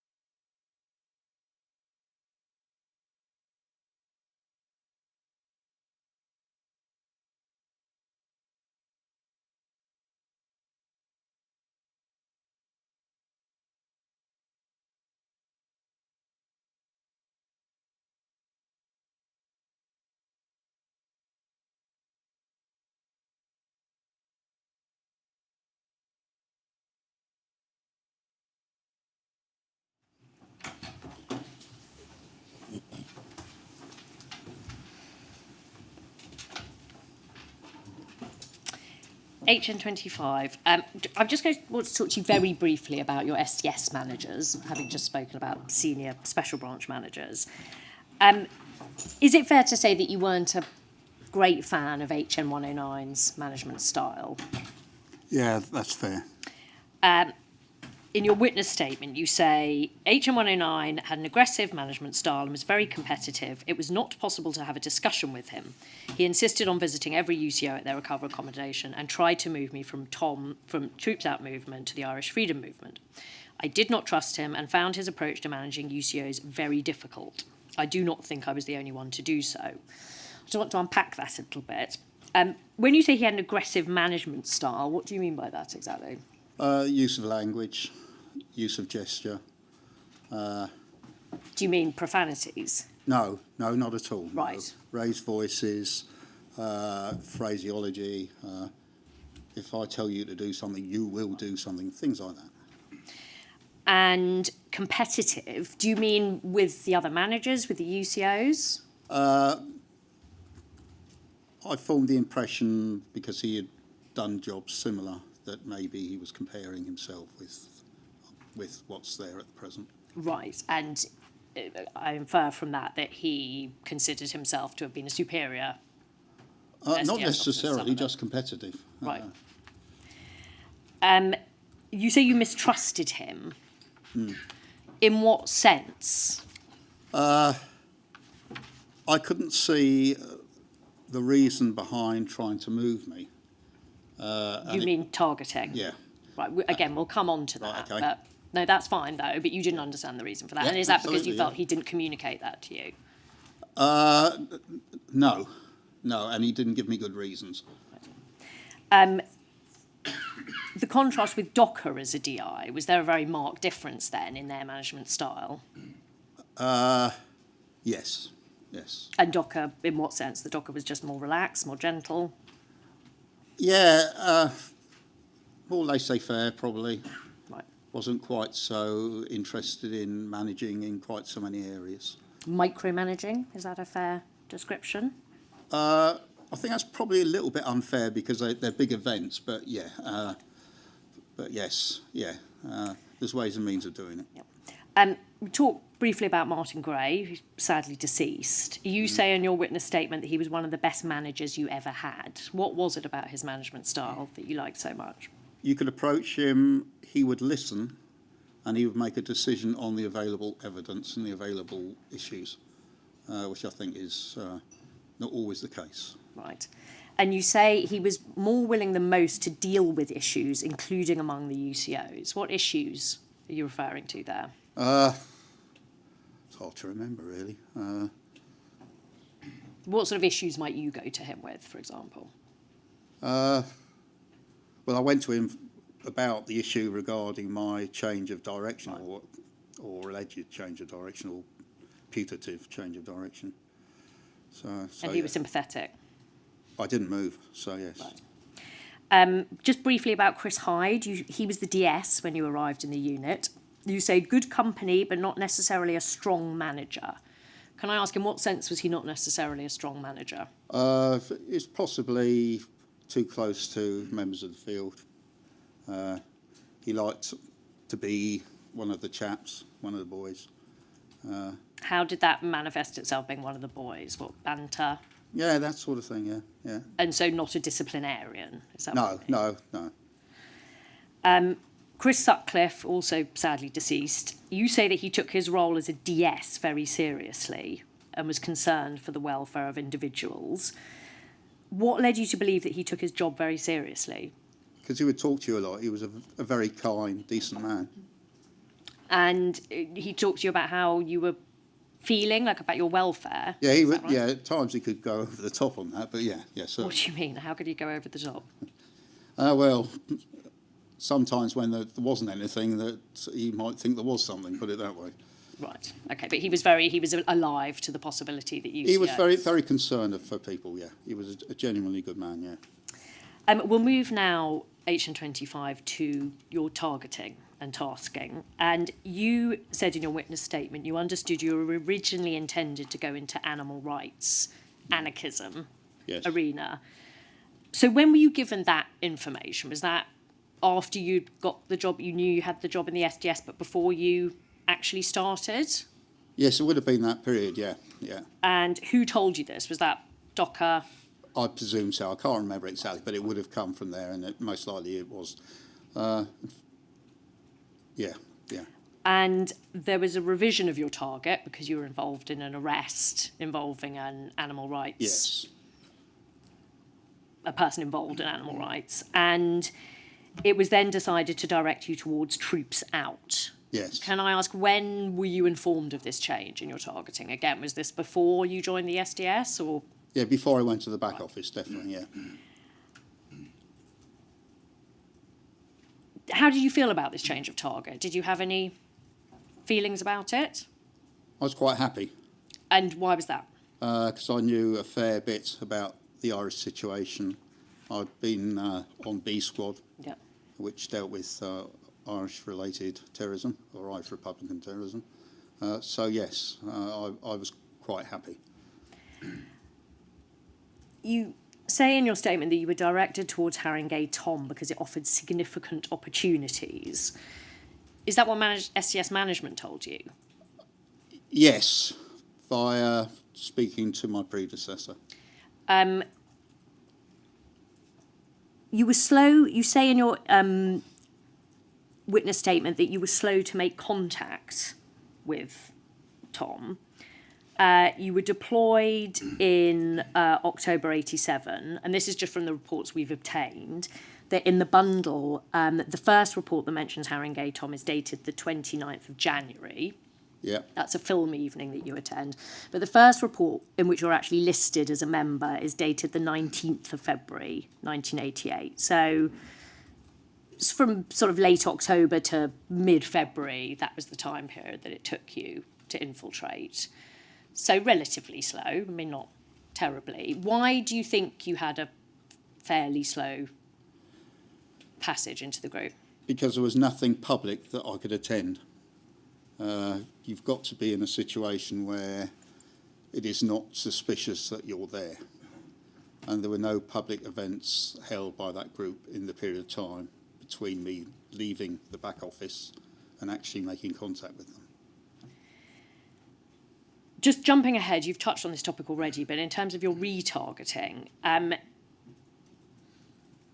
we're aware, obviously, from what you said here and also your witness statement, that around May, somewhere around spring-summer 1989, HM 109 proposed retargeting you towards the Irish freedom movement. And I understand from what you've said, he just said this is what's going to happen. He didn't explain to you why he wanted you to move into another group. Yeah, that's correct. Was it your impression at all that it's because he didn't think that the intelligence on troops out movement was particularly helpful? I had no impression at all. Right, so you were just told this was happening, Yeah. and there was no room for debate. Is that fair? Yeah. So you say that you spoke to Martin Gray about this. Did Martin Gray say that he would advocate on your behalf? No, Martin Gray listened to what I said. He went away, and in the fullness of time, the result came out through the tubes. Now, there's a document in your pack that actually makes it clear that the reason it states that the reason that you weren't moved was because of intervention from B Squad. I don't know if you saw that when you were looking at your bundle. Yeah, I do recall seeing that, yeah. Does that surprise you that B Squad intervened? Or do you think that... No, that doesn't surprise me at all, because that would have been the route for things to go from Martin Gray to B Squad to find out what their opinion was. Because at the end of the day, they were the receivers of the information I put in. Now, we'll move into the reasons for your deployment. From your witness statement, it seems that your targeting, it had a public order aspect, but it also had a sort of criminal intelligence possibly aspect, in that it was seen as a way perhaps of garnering intelligence on terrorist activity. Is that correct? Yes, yep.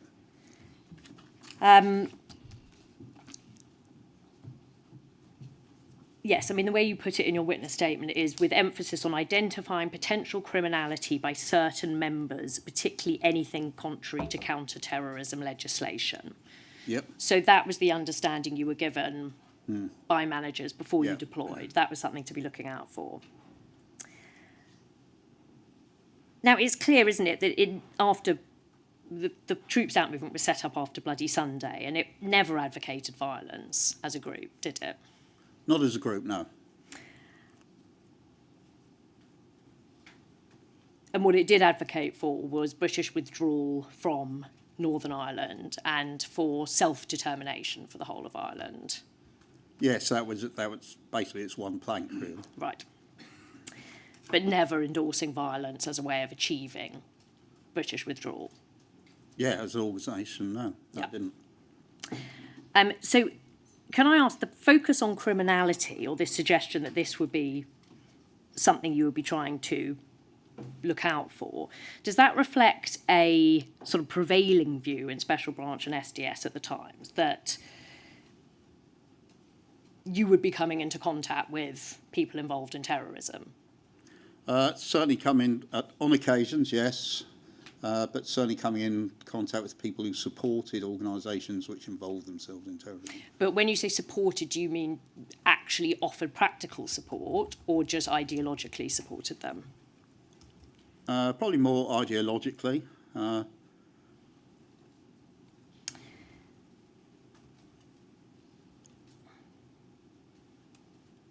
Now,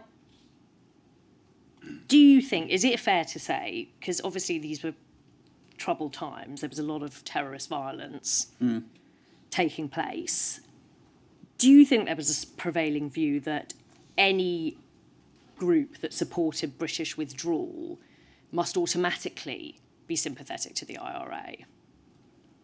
Quite possibly, yes. Yes, do you think that was a view in Special Branch and the SDS at the time? Yes, but organisations are different to individuals. So there most certainly were people who did approve of violence, most definitely as individuals. Within the group, but you're Yes. distinguishing them from the group's policy. A political viewpoint is obviously that which pertains to X number of people. And as you say, they were after British withdrawal from Ireland. But there were people within that group who most certainly were approving of the armed struggle. But again, they just verbally, as far as you're aware, they approved of it verbally, but they weren't actually involved in activities supportive of it. Yes, yeah, but obviously I don't know what information was subsequently used by B Squad as to further Right. investigation. So it's very difficult to say. You, in your reporting, it's clear from your reporting, but also from your witness statement, that members of the Troops Out movement and representatives from other withdrawal movements met with people from Sinn Féin. Yes. Is that correct? Did you ever go to any of those meetings? I seem to remember that Sinn Féin didn't have a presence when I was out and about in the UK. What you mean in the UK? Yeah, not in the UK, sorry, Great Britain. Great Britain, yeah. Yeah. But yes, they most definitely did meet with members of Sinn Féin. But you didn't go to any of those meetings, is my point. Or did you? I can't really remember. I don't think so. Right. There is in your reporting a sense of what took place at these meetings, in that there are references to, it's really to do with strategy, in the sense it's about building support, a more broad-based support for British withdrawal from Ireland. And I think there's a sense in one report that Sinn Féin criticised Troops Out and the other withdrawal movements for following, I think it's, they say it's for following the sort of established line and not sort of trying to, I don't know, muster up, break new ground in terms of how to appeal to people.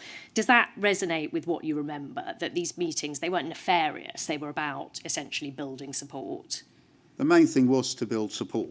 Yeah. Most certainly. But but there were a lot of people who had very good contacts across the whole island of Ireland. But, I mean, were you ever privy to any intelligence about these contacts and any activity that they were undertaking that might be? I can't name names. No. I can't think of that. But I was aware of individuals who certainly would be of great interest to a special branch. I accept that you say that a lot of your reporting is missing, Yeah. a percentage of it, but there's only, in the reporting that we've obtained, you say that you think there may be one report that referred to a spotter from West Belfast. Yes. Do you recall that? But that hasn't Yes. survived. There's another report in which you mention an individual, an old man, who is sympathetic to the IRA in a group. Do you remember that? And you Yeah, say I that do, he's yeah. senile. Yeah. But you now say that you actually don't think that was accurate and that he would have provided a safe house. Can I ask, why didn't you report, because that's not in the report, why didn't you report that at the time? Sorry, report what? Sorry, okay, I'm not making this clear at all. So let me just find the reference HN25. It is a report on, sorry, just bear with me. Yes, sorry, okay, I'll bring us up. So it's MPS 0747292.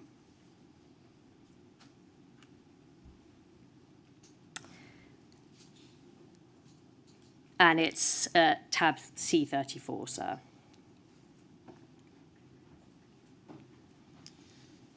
If we move on to the second page, please. And the page after that, sorry.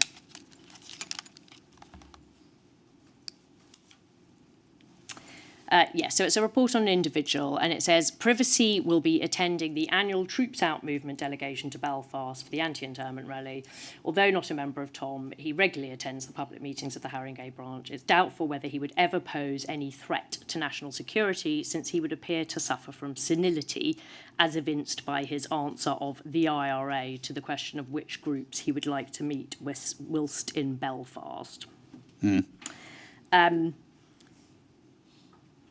But in your second witness statement, you say that this report's not accurate because this individual would have provided a safe house to the IRA. But my question to you is, why would you not have included that in the original report, if that were the case? Perhaps I didn't think about it. I don't know in respect to the second report. I'm not seeing that one. No, there's not it's your second witness statement. You seem to revise your view. Oh, right, okay. So, I mean, sorry, I'm confusing you. That, in fact, your conclusion that you reach in this report, that it's doubtful he'd ever pose a threat to national security, is actually wrong, because you say in your second witness statement, well, actually, I think he would have provided a safe house. But my question is, why not include that in the report at the time, given there was so much violent terrorist activity? I probably think that's probably more accurate, the one that I'm looking at here now, the 21st of that year. I couldn't say 100% that he wouldn't. I don't think any of us could. But he would pose quite severe problems for anybody wanting to use him. He would? Yes. In respect to, he was what I would regard as someone who would probably cause more problems than prevent. Did you, through your deployment, did it give you any access to people who you understood to be involved in assisting terrorists? I do think there were people, yes, that I would say have assisted terrorists, definitely. I'm not certain whether I can mention them here. No, don't mention them. But were you ever privy to any information that did assist in as far as you're aware, in the investigation of terrorist incidents that were taking place at that time, or the prevention of them? I can't say that I'm aware of any particular operation, no.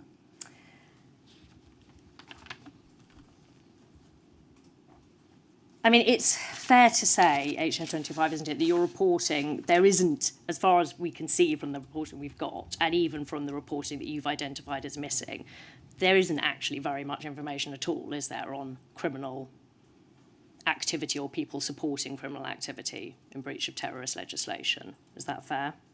I think it's fair to say that the majority of the information I give is information which will lead to further inquiry. Right. And that further inquiry, I do not know whether it took place or whether it didn't take place. There was a lot of information went in.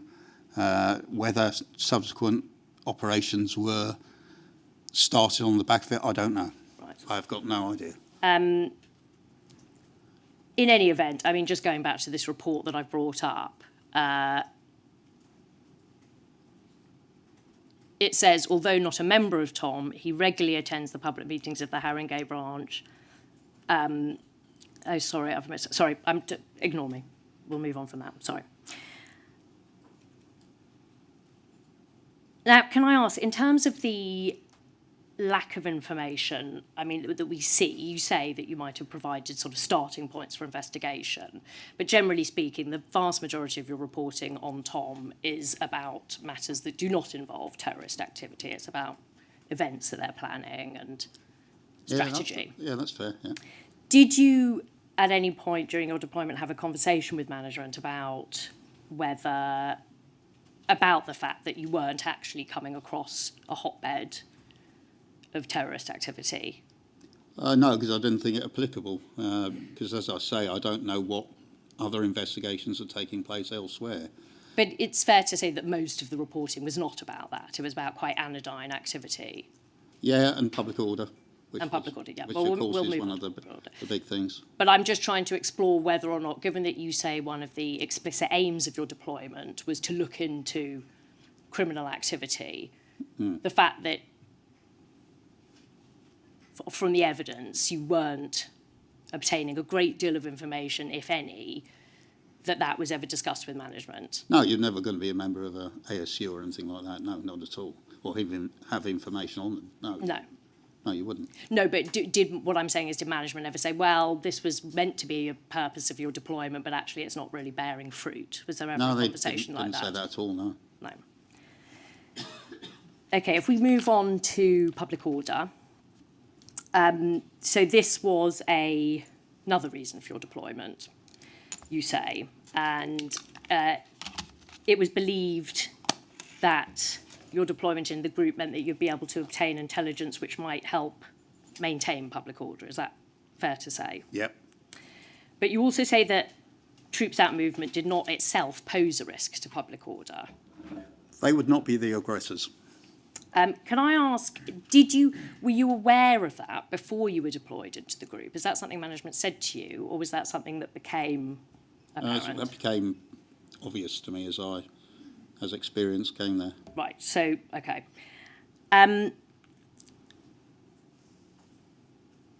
If we just look first, I mean, at their potential for causing public order, it's fair to say, isn't it, HN25, that troops out movement was not a mass movement by any stretch of the imagination.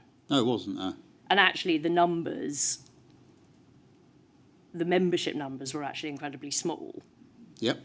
I mean, I can give some examples. In your reporting, again, we don't need to bring it up, but at the national conference, this took place in April 1989, there were only 50 attendees.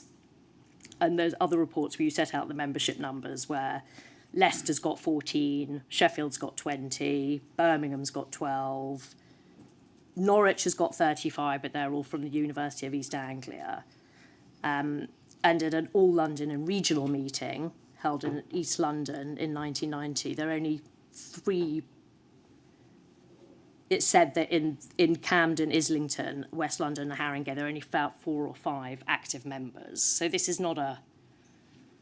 No, it's not a mass vibrant. movement. No, not by any stretch of the imagination.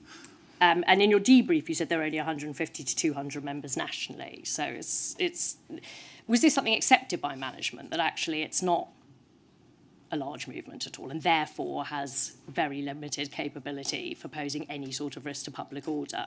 I think it's accepted it was a small numbered organisation.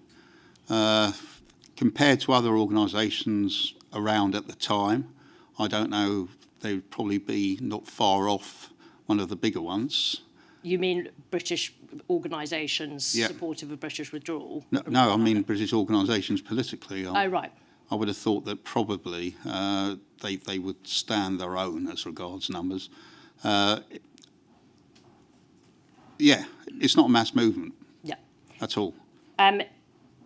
Is it fair to say also that, in fact, any risk to public disorder was posed by the right wing, essentially protesting, either attacking marches in which Tom was involved? That was one of the situations, yeah. And that members of Tom, the Troops Out movement, they were actually scared of the extreme right wing. Would you agree with that? They certainly wouldn't want to get involved with them, put it that way.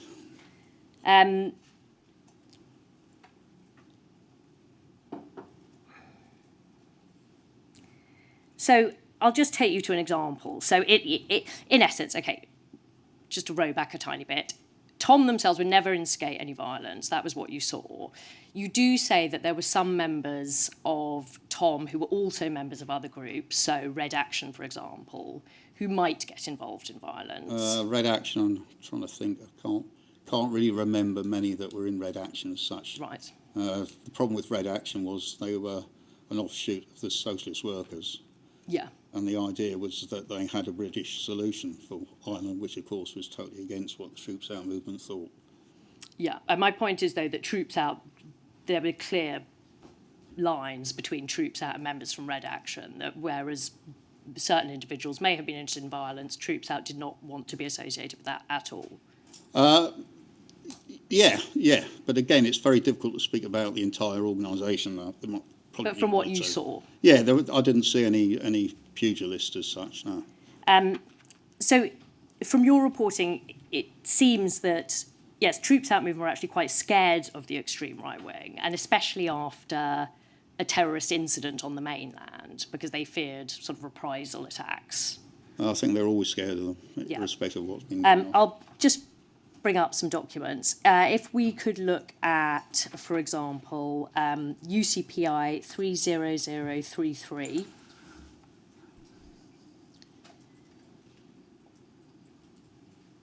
This is a report dated the 25th of March, 1988. So it's at tab C18.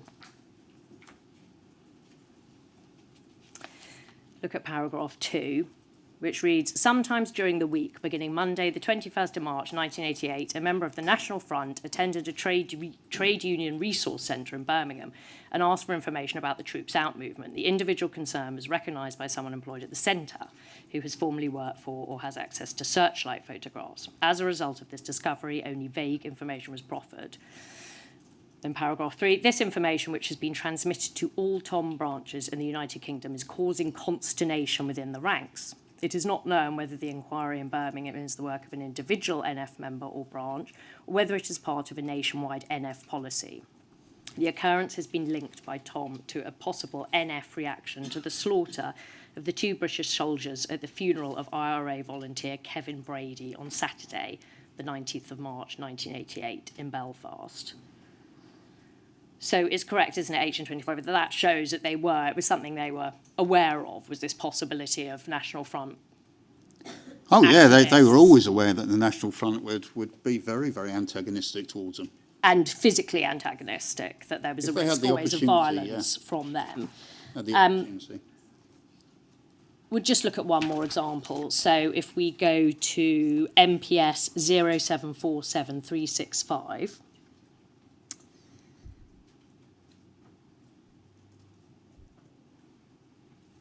sorry, can we bring that up, please? 0747365. And it's a report dated the 8th of March, 1991. So it's at tab C164.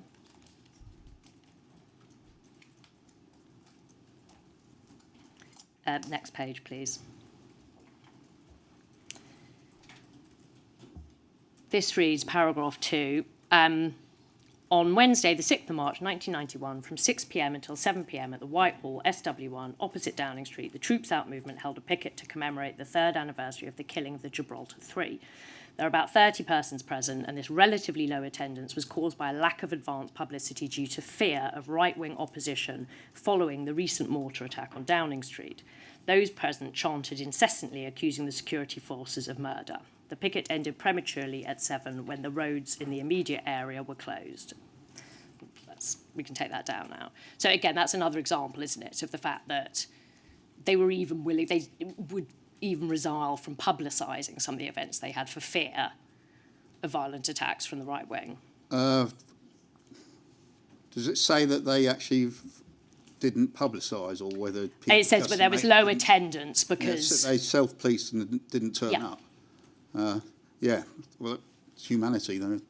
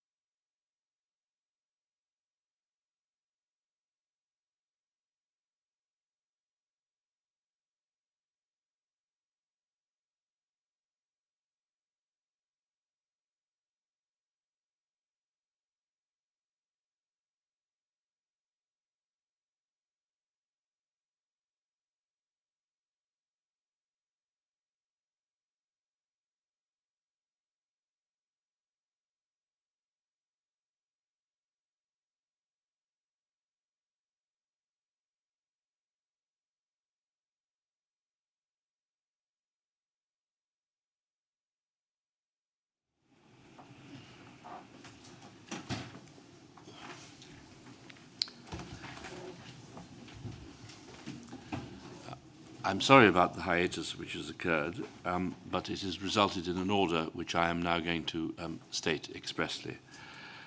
There must be no disclosure or publication made of the information stated during the hearing today between 12:18 and 12:28.